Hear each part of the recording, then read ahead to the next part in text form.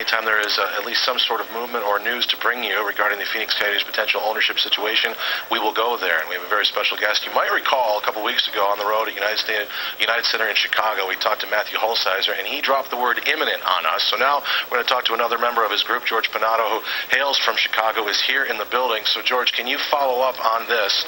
Matthew said the sale would be imminent, closing would be imminent. Where are we right now as we stand here together? Yeah, I think that's still accurate. Our hope is to have this closed by mid-December. There are a lot of moving parts, a lot of constituents, and this is a complex deal between the NHL and the City of Glendale. But our goal is to have this wrapped up as soon as possible. What is your role in all of this?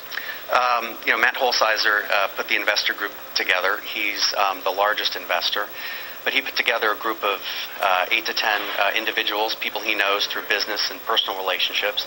And his goal was to get, first of all, an ownership group that, like him, is passionate about hockey, wants to win, which is absolutely our goal, committed to the community, committed to Phoenix, and are value-added. This is going to be an ownership group that in no way is intended to get too involved in, the hockey part of it. But on the business side, there's a lot to do. And I, for example, am an investor in consumer-facing businesses and have, run into situations where, marketing, sales, and other things like that need to be revamped, and where I can be helpful. I intend to be, and Matt put together a group of individuals that are like-minded and with similar skill sets. I got about 20 seconds left. I was standing next to him watching an entire period of hockey, George, and you just touched on the word. There's a passion he has for this game.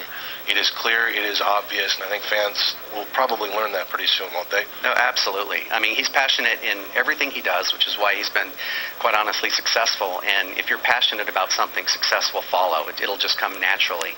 And that's, quite honestly, our approach to the acquisition of this team and in partnering with the hockey guys as well.